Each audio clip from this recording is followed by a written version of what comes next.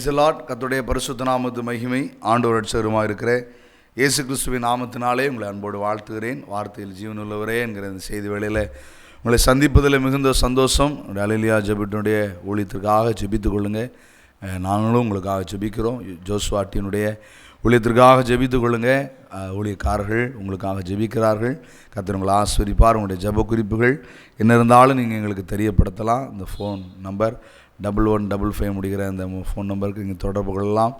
நாங்கள் சில நேரம் அட்டன் பண்ண முடியாவிட்டாலும் கர்த்தர் ஸ்தோத்திரம், நீங்கள் குறுஞ்செய்தியாக நீங்கள் அந்த ஜெப குறிப்புகளை எங்களுடைய வாட்ஸ்அப்பில் அனுப்பிங்க.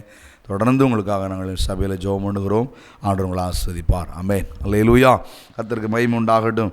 இந்த மாதம் ஆசீர்வாதத்துக்காக நாம் தியானித்து கொண்டு வருகிற கர்த்தருடைய ஆசீர்வாதமான வார்த்தை என்ன? வேதம் சொல்லுகிறது, திருப்பிக் கொள்ளுங்க. லேவியராகும் புஸ்தகத்திலே நாம் கர்த்தருடைய வார்த்தையை என்ன செய்து வருகிறோம்? தியானித்து வருகிறோம். 26வது அதிகாரத்தில் 9வது வசனத்தை நாம் என்ன செய்து வருகிறோம்? தியானிக்கிறோம். வாசிப்போம். கர்த்தருக்கு மகிமை. நான் உங்கள் மேல் கண்ணோக்கமாயிருந்து உங்களை பழுகவும் பெருகவும் பண்ணி உங்களோட என் உடன்படிக்கையை திடப்படுத்துவேன் என்று கர்த்தர் என்ன செய்திருக்கிறார்? வாக்கு பண்ணியிருக்கிறார். ஜெபிப்போமா? பிதாவாகிய தேவனே, கர்த்தராகிய இயேசுவின் நாமத்தினால் உம்மை ஸ்தோத்திரிக்கிறோம். இந்த செய்தி வேளையை நீங்கள் தந்தீங்க, அதற்காக ஸ்தோத்திரம். அந்த வார்த்தையை அப்பா கேட்கிற ஒவ்வொருவரையும் நீங்கள் ஆசீர்வதிக்கணும். அவர்களுக்குள்ளே ஆவியும் பலனும் ஜீவனையும் கர்த்தர் நீங்கள் கட்டளிட வேண்டுமா நாங்கள் ஜெபிக்கிறோம். ஒருவரும் ஆண்டவரே அப்பா ஒரு வார்த்தையும் விழுந்து போவதே இல்லை என்று வேதம் சொல்கிறது. ஆகாரத்தை தண்ணீரின் மீது போடு, நீண்ட நாளைக்கு பின்பதாக அவருடைய பலனை காண்பாய்ன்னு சொன்னீங்களா ஆண்டவரே. அப்பா ஜீவனுள்ள வார்த்தை அல்லவா? நம்முடைய நாமத்தினாலே நாங்கள் இதை போடுகிறோம், விதைக்கிறோம். ஆண்டவர் நீங்கள் பலனை தாங்க, தாழ்த்தி வறுமையாக்குகிறோம். உடைய வார்த்தையை எழுத்தை சொல்ல சுமக்க எவ்வளவேன்னு தகுதியே இல்லைப்பா. பேசுங்க. மகிமை காணம் துதி எல்லாம் இயேசுவுக்கு. இயேசு கிறிஸ்துவின் நாமத்தில் வேண்டி ஜெபிக்கிறோம் ஜீவனுள்ள நல்ல பிதாவே. ஆமென், ஆமென். அல்லேலூயா. கர்த்தர் உங்களை ஆசீர்வதிப்பாராக. கர்த்தருக்கு மகிமை உண்டாகட்டும். நான் வாசித்ததான வசனத்தை பாருங்கள். நான் உங்கள் மேல் கண்ணோக்கமாயிருந்து உங்களை பழுகவும் பெருகவும் பண்ணி உங்களோடே என் உடன்படிக்கையை திடப்படுத்துவேன் என்று கர்த்தர் என்ன செய்திருக்கிறார்? வாக்கு பண்ணியிருக்கிறார். கர்த்தருக்கு மகிமை உண்டாகட்டும். ஆண்டவர் யாருக்கு பழுகுதலை பெருகுதலை தரப்போகிறார்? யாரை ஆசீர்வதிக்கப் போகிறார்? யாரை குணமாக்கப் போகிறார்? யாரோடு தன்னுடைய தீர்க்க தரிசனத்தை, உடன்படிக்கையை, வாக்குத்தத்தத்தை யாருக்கு திடப்படுத்த போகிறார், உறுதிப்படுத்த போகிறார் என்று சொல்லி நாம் என்ன செய்திருக்கிறோம் பார்க்க. யாருக்கு உறுதிப்படுத்துவார் என்று சொன்னால், கர்த்தருடைய கண்களுக்கு பிரியமானவர்கள், கர்த்தருடைய கண்கள் நோக்கமாக இருக்கிறதற்கு ஏதுவானவர்கள் என்று என்ன செய்து வருகிறோம்? தியானிக்கிறோம். இன்றைக்கி நாம் கர்த்தருடைய கண்கள் நோக்கமாக இருக்கிறதற்கு நாம் ஏற்றவர்களாக இருக்கிறோமா அப்படின்னு என்ன செய்து பாருங்கள், நினைத்து பாருங்கள். ஏனென்றால் இன்றைக்கி சிலர் சொல்கிறாங்க, பார்க்கவே பிடிக்கலைன்னு என்ன செய்கிறாங்க சொல்கிறாங்க. உன்னை பார்த்தாலே எனக்கு அப்படி வருதுன்னு என்ன செய்கிறாங்க சொல்கிறாங்க. இன்றைக்கி இப்போ நீங்கள் மனுஷனுடைய பார்வைக்கு எப்படிலாம் இருக்கிறீங்களோ, ஏனென்றால் மனுஷனோ முகத்தை பார்க்குறான். நம்ம அந்த மனுஷனுடைய பார்வைக்காக தான் நம்ம என்ன செய்கிறோம்? வாழ்கிறோம். இன்றைக்கி நிறைய பேர். ஆமாம், கர்த்தருக்கு ஸ்தோத்திரம். அவங்க வாழ்கிறதே எதுக்காகன்னு கேட்டால் சொல்கிறாங்க, இவங்களை பகைத்த, விரோதித்த, அலட்சியம் பண்ணின கர்த்தருக்கு ஸ்தோத்திரம் தீங்கு செய்து அவங்க கண்ணு முன்னால் வாழ்ந்து காட்டணும் அப்படிங்கிறதான் வாழ்கிறான்றாங்க. அதுக்கு தான் வேலைக்கு போகிறோம், அதுக்கு தான் சம்பாத்தியம் பண்ணுறோம், அதுக்காக தான் எல்லாமே செய்கிறது மனுஷனுக்காக செய்து கொண்டே இருக்கிறாங்க. நல்ல கவனி. ஆனால் நீங்களும் நானும் கர்த்தருடைய கண்களுக்கு நாம் எப்படி இருக்க வேண்டும்? நோக்கமாய் அதற்கு ஏற்றவர்களாக இருக்க வேண்டும். இருந்தால் நீங்கள் சொன்னது போல் உங்களை பகைக்கிறவர்கள், விரோதிக்கிறவர்கள் கண்ணு முன்னால் ஆண்டவர் உங்களை என்ன செய்வார்? மேன்மைப்படுத்துவார், ஆசீர்வதிப்பார். இதை நிறைவேற்றுகிறதற்கு, இது பழிக்கிறதற்கு நீங்கள் நானும் என்ன செய்ய வேண்டும்? கர்த்தருடைய கண்கள் உங்களை பார்க்க, உங்களையே கண்ணோக்கமாக இருக்க. வேதத்தில் அநேக காரியங்கள் வேதத்தில் என்ன செய்யப்பட்டிருக்கிறது? சொல்லப்பட்டிருக்கிறது. ஏனென்றால் கர்த்தருடைய கண்கள் பார்த்தால் மிகப்பெரிய காரியங்களெல்லாம் நம்முடைய வாழ்க்கையில் என்ன செய்யும்? நடக்கும். கர்த்தருக்கு மகிமை உண்டாகட்டும். வாசிப்போம். ஒரே ஒரு காரியத்தை இன்றைக்கி உங்களுக்கு நினைப்பூட்ட விரும்புகிறேன். வாசிங்க. யோவான் எழுதின சுவிசேஷத்திலே ஆண்டவராயிருக்கிற இயேசு கிறிஸ்துவானவர் அவர் ஒரு மனுஷனை பார்த்தார். கர்த்தருக்கு மகிமை உண்டாகட்டும். வாசிப்போம். 5வது அதிகாரத்தை திருப்பிக் கொள்ளும். யோவான் எழுதின சுவிசேஷம் 5வது அதிகாரத்தில் கர்த்தருக்கு ஸ்தோத்திரம். பாருங்கள். பெதெஸ்தா என்னப்பட்ட ஒரு குளம் எருசலேமில் ஆட்டு வாசல் அருகே இருக்கிறது. அப்போ என்ன நடந்தது பாருங்கள். யூதருக்கு பண்டிகை வந்தது. எல்லாரும் எங்கே வந்திருக்கிறாங்க? எருசலேமுக்கு வந்திருக்கிறார்கள். கர்த்தருக்கு ஸ்தோத்திரம். அப்பொழுது இந்த குளத்தில் என்ன நடக்கும் அப்படின்னு கேட்டிங்கன்னா, அன்றைக்கு இருந்த நாட்களில் தேவ தூதன் திடீர்னு வருவார். எப்போ வருவார்னு சொல்ல முடியாது. எந்த டைம், எந்த நேரம், அதெல்லாம் என்ன செய்யப்படுறதில்ல, சொல்லப்பட மாட்டாது. அவர் திடீர்னு வந்து அந்த குளத்தை கலக்குவார். கர்த்தருக்கு ஸ்தோத்திரம். அவன் தண்ணீரை கலக்குவான். கலங்கின பின் யார் முந்தி அதில் இறங்குவானோ அவன் எப்பேற்பட்ட வியாதியஸ்தனாக இருந்தாலும் அவன் என்ன செய்வான், சொஸ்தமாவான். அதற்காக அநேக வியாதியஸ்தர்கள் அங்கே போய் எங்கே இருப்பாங்க, அந்த பெதஸ்தா குளத்தின் அருகே போய் தங்கியிருப்பாங்க. கவனிங்க, கர்த்தருக்கு ஸ்தோத்திரம். இவர்கள் இங்கே வந்து தங்கியிருப்பாங்க. எதற்காகனா தூதன் மூலமாய் நடக்கிற இந்த அற்புதத்தை பெற்றுக்கொள்கிறதற்காக என்ன செய்வாங்க, வந்து இருப்பாங்க. கவனிங்க, இன்றைக்கும் அநேகர் எப்படிப்பட்டவங்களாக இருக்கிறாங்க அப்படின்னு கேட்டால், இந்த தூதர் மூலமாக நடக்கிற அற்புதங்களை என்ன செய்கிறார்கள், விரும்புகிறார்கள். நல்ல கவனிங்க, இது கர்த்தருக்கு ஸ்தோத்திரம். நமக்குள்ள அது என்ன செய்யக்கூடாது பாருங்கள், காணப்படக்கூடாது. இது வேதத்தில் தவறாக சொல்லியிருக்குன்னு நினைக்க வேண்டாம். கர்த்தருக்கு ஸ்தோத்திரம். தூதர்களை, வேறம் சொல்கிறது ஊழியக்காரர்களை கர்த்தர் தூதர்களாக கர்த்தர் என்ன செய்வார், பயன்படுத்துவார். அக்னி ஜுவாலையாக பயன்படுத்துவார். சுழல் காற்றாக என்ன செய்வார், பயன்படுத்துவார் என்று வேறம் என்ன செய்கிறது, கர்த்தருக்கு ஸ்தோத்திரம் சொல்லுகிறது. அதனால் அது தவறு என்று நான் உங்களுக்கு என்ன செய்யலை, சொல்லலை. ஆனால் தூதரை ஆராதிக்கிறது ஆண்டவருக்கு எப்படிப்பட்டதல்ல, பிரியமானதல்ல. கர்த்தருக்கு மகிமை உண்டாகட்டும். இன்றைக்கி அநேகர் தூதர் வணக்கத்தை உடையவர்களாக என்ன செய்கிறாங்க, காணப்படுகிறார்கள்.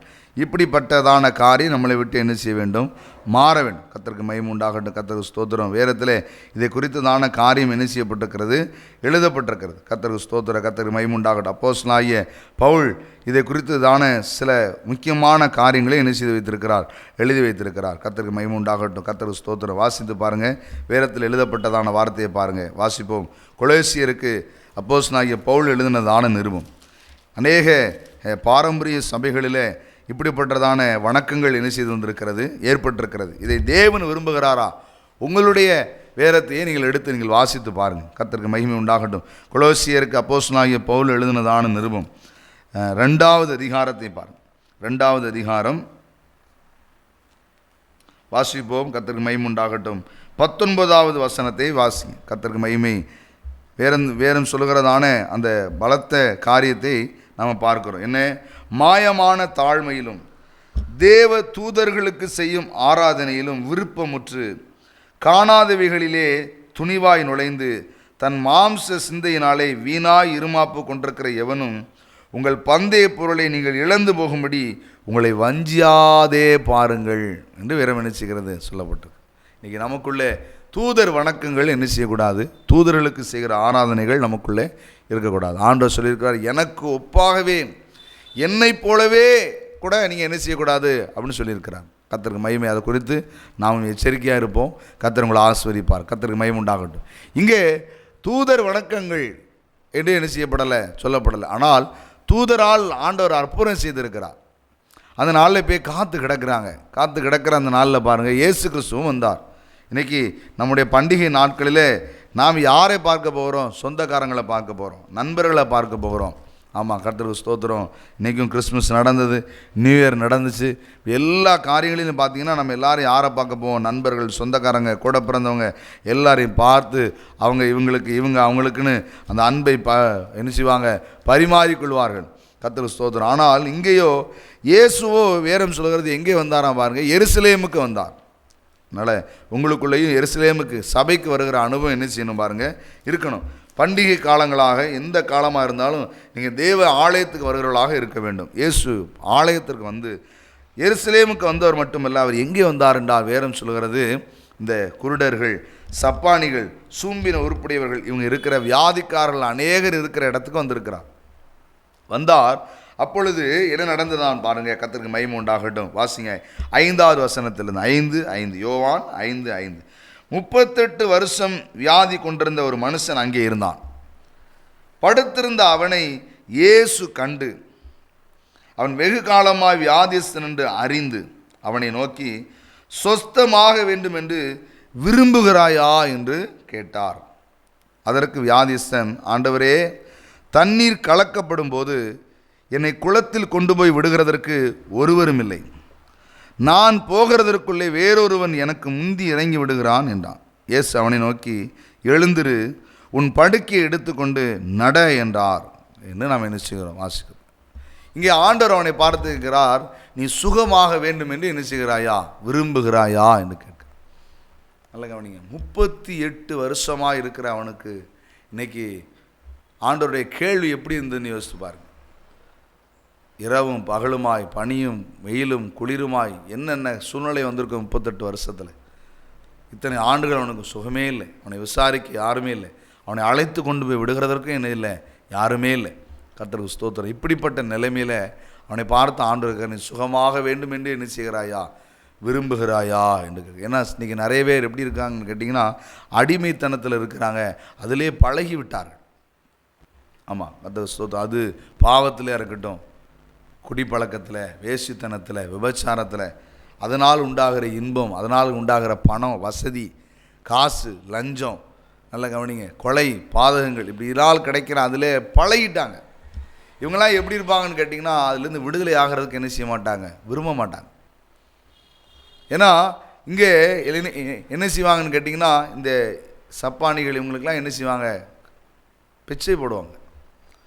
இவங்க அதுக்குன்னு ஒரு வாசல் இருக்குது, அங்கே போய் என்ன செய்வாங்க, இங்கே இருப்பாங்க, அந்த மக்கள் வர்ற நேரம் அங்கே போயிடுவாங்க. அப்போது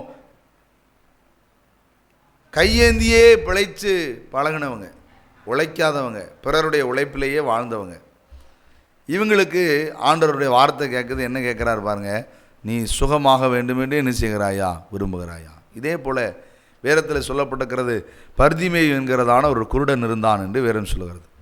அவனையும் நீங்கள் வேதத்தில் வாசித்தா, அவன் அழைத்தான், தாவீதின் குமாரனே, தாவீதின் குமாரனே என்று அழைத்தான். ஆண்டவர் வந்து அவனை பார்த்து கேட்குறாரு, நான் உனக்கு என்ன செய்யணும் அப்படின்னு கேட்கும்போது கர்த்தர் அவனுக்கு என்ன செய்கிறார் பாருங்கள், அவன் கண்களை திறக்கிறான்.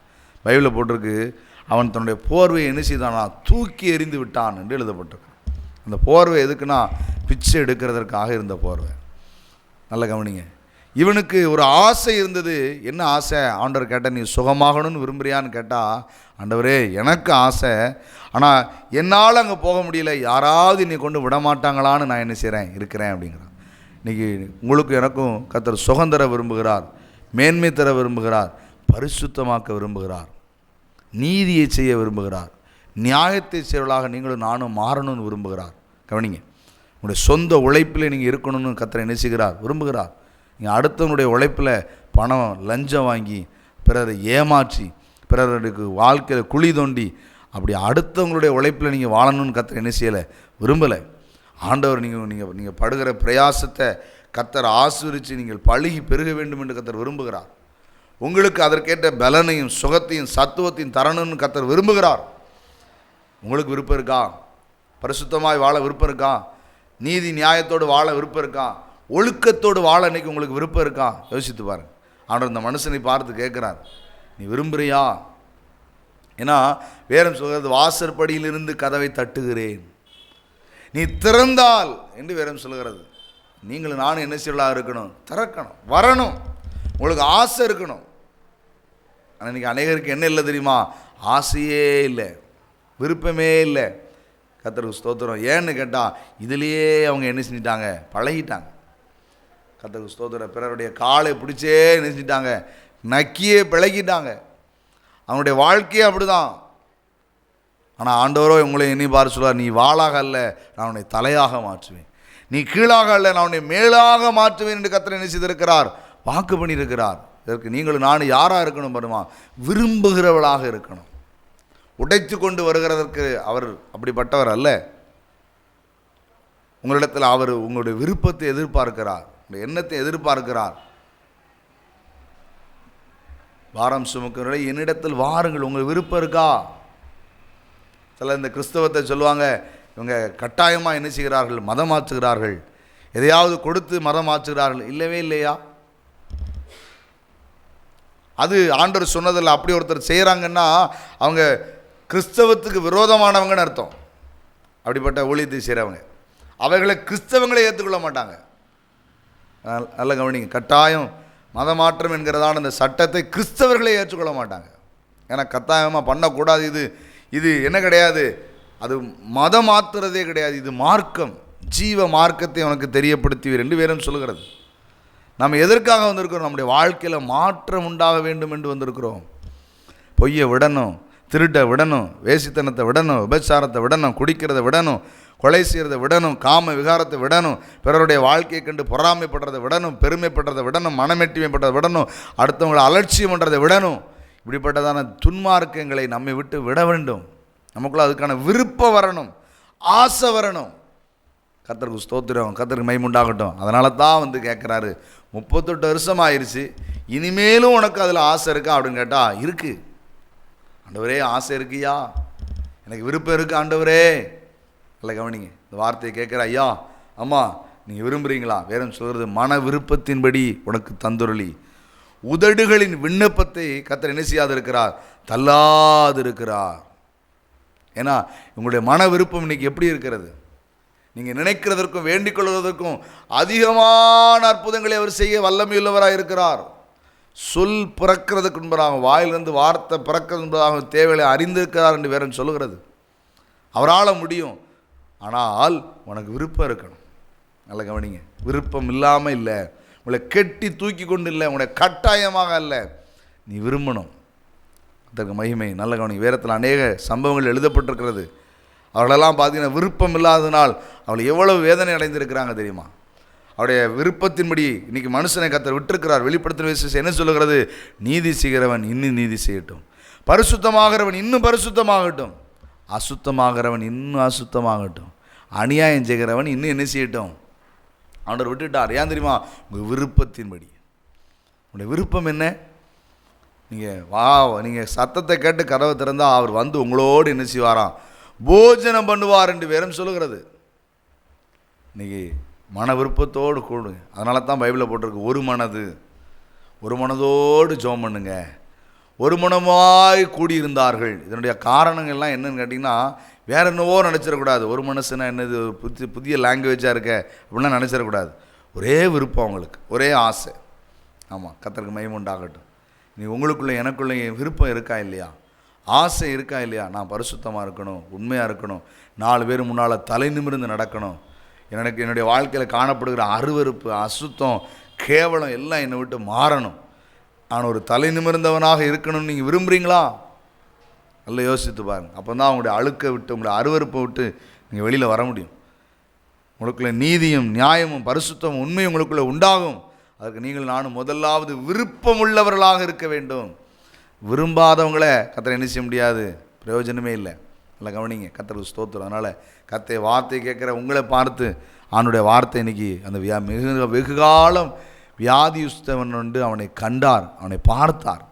நீங்கள் யாரும் உங்களை பார்க்கலாம் நினைக்காதீங்க, உங்களை ஆண்டவர் பார்த்துருக்கிறார். ஆனால் நீங்கள் விரும்பணும். விருப்பம் உள்ளவளாக நீங்களும் நானும் காணப்படுவோம். விரும்பின பிள்ளைகளே கர்த்தர் என்ன செய்திருக்கிறார், உயர்த்தி இருக்கிறார். கர்த்தருக்கு ஸ்தோத்திரம், கர்த்தருக்கு மகிமை உண்டாகட்டும். நீங்களும் நானும் என்ன செய்யணும், விரும்பணும். ஆமாம், அது அடுத்தவங்களிடத்துலேருந்து விரும்பக்கூடாது. வேறு சொல்லுகிறது, பொருள் ஆசை, அடுத்தவங்க பொருள் ஆசைப்படுறது, பண ஆசை, அடுத்தவங்ககிட்ட அவங்களுக்கு அநியாயம் செஞ்சு எப்படியாவது சம்பாதி, இவைகளெல்லாம் தேவனுக்கு பிரியமில்லாதது. விருப்பம் உங்களுடைய மேன்மை, உங்களுடைய உயர்வு, இந்த விருப்பம் உங்களுக்கு இடத்துல இருக்கிறதா அப்படின்னு சொல்லி என்ன செய்து பாருங்கள், யோசித்து பாருங்கள். கர்த்தருக்கு மகிமை உண்டாகட்டும். ஆண்டவர் உங்களுடைய பார்த்து கேட்ட கேள்வி இது.